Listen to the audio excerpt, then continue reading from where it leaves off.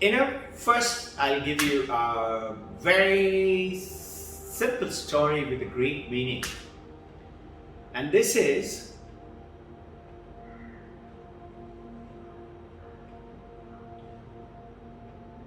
one young guy. He's grown up, he's done his studies, and then he says, I want to go down to start my own business. And he goes to a little smallish town where I will not be taken up like in an ocean. People will know me. He had little money. He had made little money. He said, now I want to go and start business. So he goes down to that village and he is now looking for a house which he can buy and which he will convert into for like a business, like a shop.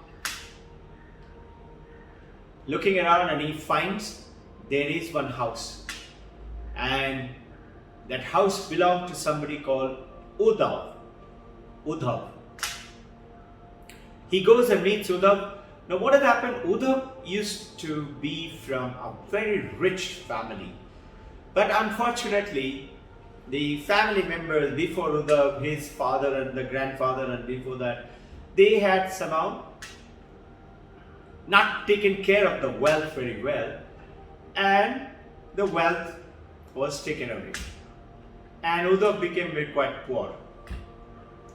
Only thing Uddhav had is that house now. But Uddhav was very attached to that house. He didn't want to sell it. But it became very difficult for Uddhav and his families to live. So Uddhav had no choice. With tearful eye, he sells it to this young gentleman coming down.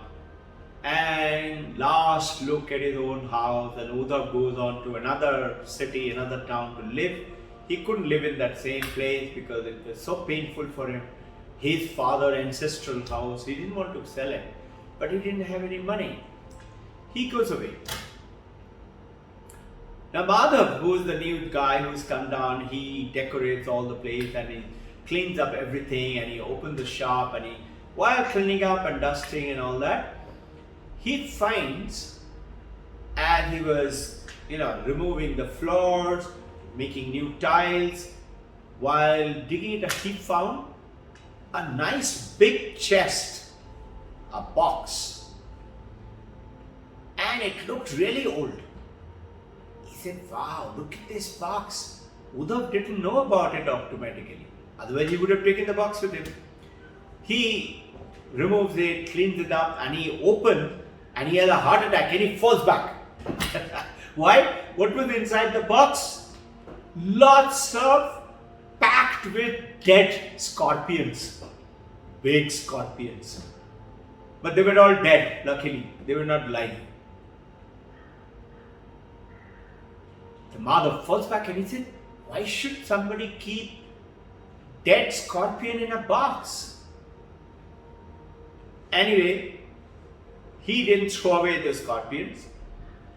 He locked up the box and he kept it in one side. And he said, as and when I meet Uddhav, I must give it to him. It's his choice. And he always wanted to make connection with Uddhav because he also felt very sad. Uddhav was leaving his house and gone away. Now Madhav over the years made some money in that place through his business. He was very happy now. And what he did, there is a saying that you should put some things like the scorpions and things like that to ward off any evil eye. Black magic. In India, many people believe that. So he took away 4 scorpions. They were there from that box, and he put it in each corner of his shop. Top left, top right, bottom left, bottom right. And he hung it outside. So any people would come and they will see the scorpion and they will say, oh, scorpion. Madhav used to just smile. Now one fine day, Madhav went down, one of the ancient guy of the village, and said, why is it they have a box with these scorpions in it? And the old gentleman said, oh, it's not scorpion, it's something else. But what is it, you and I don't know. Why? There must be a magic charm, a spell. Anybody else other than the family member sees it, they will see this either snake or a scorpion or something like that. They will see it. Actually, in reality, it may not be the same. The old master told him that. So Madhav knew it, so he kept it nicely for if he meets Uddhav. Now one day, one young guy comes and he said, sir, would you please help me? I want to do my college study. I finished my school and I don't have money to pay for my college. Would you help me please? Now Madhav did make some money, but he said, listen, I have little money, I can give you little bit. But to pay for your college study, I don't have that kind of money. This young boy says, sir, you don't want to help me, don't help me. Why do you have to tell me a lie? Madhav said, sorry.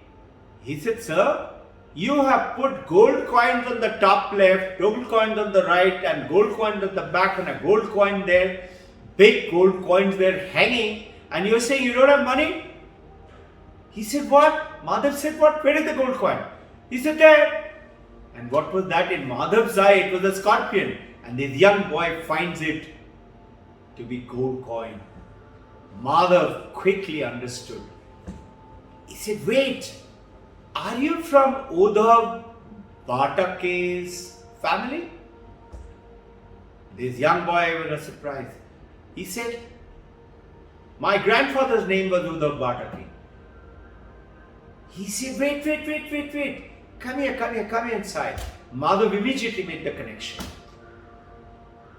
He took it, that box was still there. He said, open it. As he opened, and the young boy's eyes fell out. He said, sir, you are so rich and you were telling me you don't have money? The Madhav asked him, what do you see? He said, sir, I see all filled with gold and gold bars and gold coins and diamonds. Think. Madhav said, it belongs to you. I've kept it. Please take it away. The young boy, being a very thoughtful, honest boy, he said, sir, I cannot take it like that. I will take little bit for my college study. It is not mine. Madhav said, no, it is yours. I have bought from your grandfather this house. I found this box underneath. The young boy said, okay, sir, on one condition I will take it. You have kept it for me, so it is rightful for me. There is so much in it. Half of it I am going to give it to you. You know what Madhav says? And this is what is called oneness. He said, no, son, I cannot take it. This belongs to you. You take it and go and use it for the welfare of the society and your family and for the country. And the young boy goes ahead and becomes a great guy. And notice, it is all because of Madhav kept it. Some things in your life you may not find it to be of useful, but if you found it, sometimes it used to happen to me.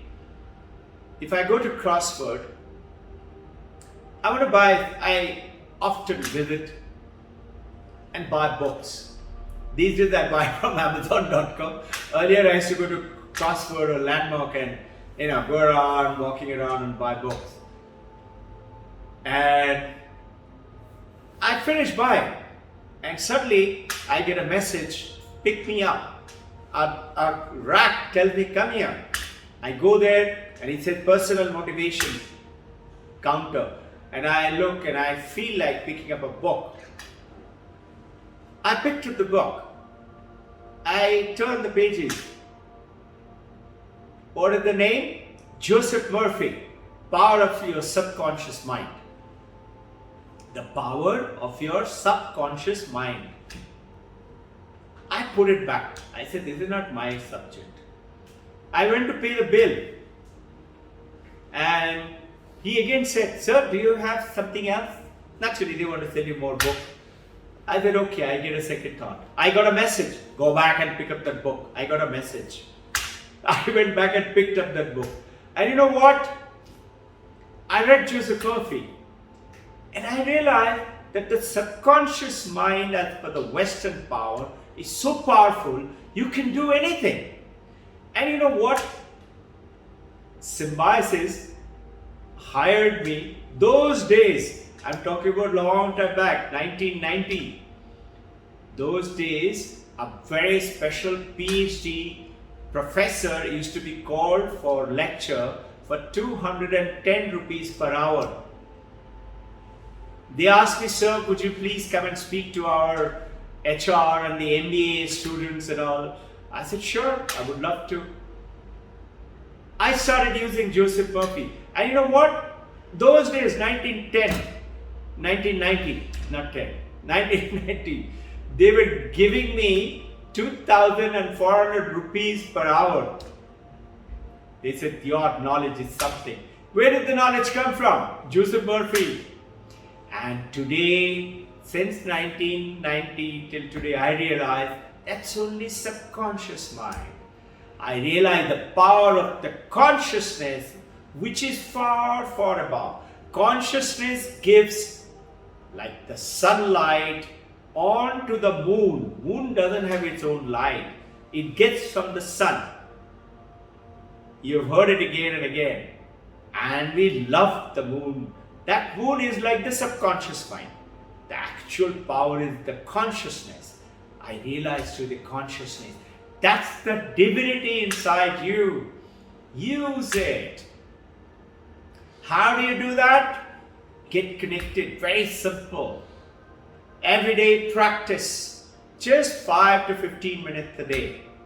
Get connected. Ask me questions. Call me. Write to me. Whatever way you like. Just sitting northeast or north or east. Breathe in with your eyes closed. First thing in the morning, wash your face. You don't have to take bath and do rituals and nothing like that. Just sit. Make sure you've got a nice little place to sit. You may sit on a chair and sofa. We believe in sitting on the floor as Indian.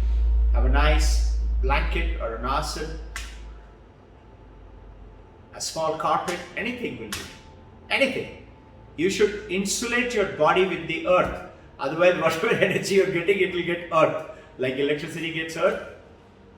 And breathe in. As you breathe in, don't breathe in like that. No, gentle breathing, just like you're breathing right now. But don't follow the breath. To awaken the consciousness, be aware. What is consciousness? Awareness. I am aware. I am Robin Ghosh. Same way, be aware. What now?